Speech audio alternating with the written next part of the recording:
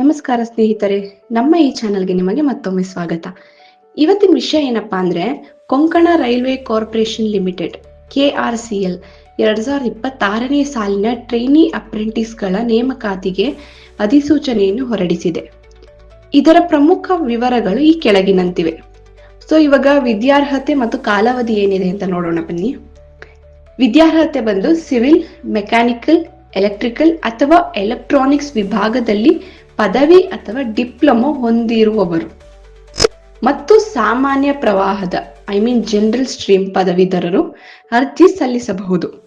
ಈಗ ಅಭ್ಯರ್ಥಿಗಳು 2021, 2022, 23, 2024 ಅಥವಾ 2025ರಲ್ಲಿ ಉತ್ತೀರ್ಣರಾಗಿರಬೇಕು. ತರಬೇತಿಯ ಅವಧಿಯು 1 ವರ್ಷವಾಗಿರುತ್ತದೆ, 1 ವರ್ಷ ಅಷ್ಟೇ. ಇವಾಗ ನೆಕ್ಸ್ಟ್ ಬಂದು ಹುದ್ದೆಗಳ ಸಂಖ್ಯೆ ಏನಿದೆ, ಅದಕ್ಕೆ ವಯೋಮಿತಿ ಏನಿದೆ, ಅದಕ್ಕೆ ಆಯ್ಕೆಯ ಪ್ರಕ್ರಿಯೆ ಹೇಗಿರುತ್ತೆ, ಅದರ ಆದ್ಯತೆಗಳೇನು ಅಂತ ತಿಳ್ಕೊಳ್ಳೋಣ.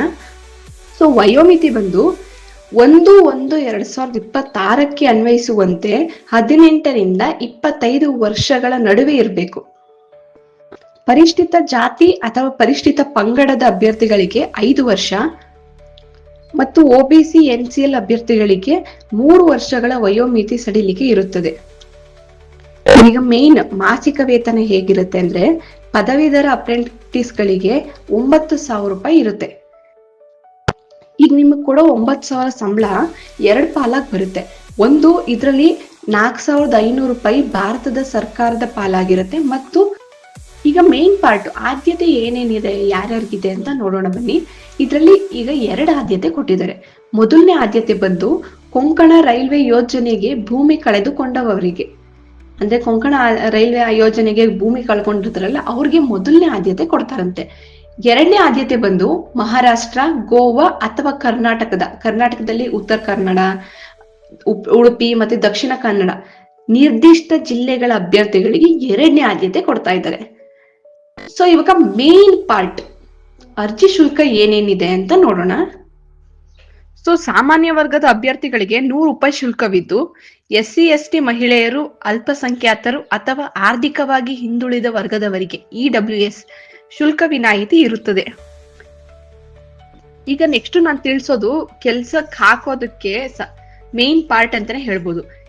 ಇಷ್ಟು ತಿಳ್ಕೊಂಡು ಇದು ತಿಳ್ಕೊಂಡಿಲ್ಲ ಅಂದ್ರೆ ನೀವು ಹಾಕೋದು ವೇಸ್ಟ್ ಆಗೋಗುತ್ತೆ. ಏನಪ್ಪಾ ಅಂದ್ರೆ ಪ್ರಮುಖ ದಿನಾಂಕಗಳು ಮತ್ತು ವಿಧಾನ. ಆನ್ಲೈನ್ ಮೂಲಕ ಅರ್ಜಿ ಸಲ್ಲಿಸಲು ಕೊನೆಯ ದಿನಾಂಕ ಬಂದು 21 ಮಾರ್ಚ್ 2026. ಇನ್ನೊಂದ್ಸಲ ಹೇಳ್ತಾ ಇದ್ದೀನಿ, 21 ಮಾರ್ಚ್ 2026.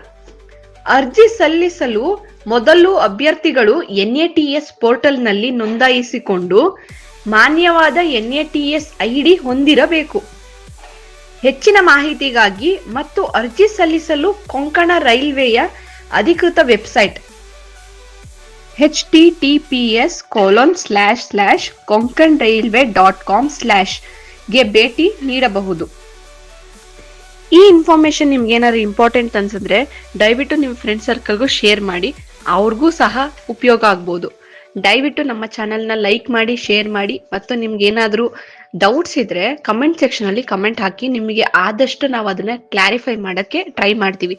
ಮತ್ತೆ ಸಬ್ಸ್ಕ್ರೈಬ್ ಮಾಡೋದನ್ನ ಮರಿಬೇಡಿ. Thank you. All the best ಎಲ್ಲಾರ್ಗು.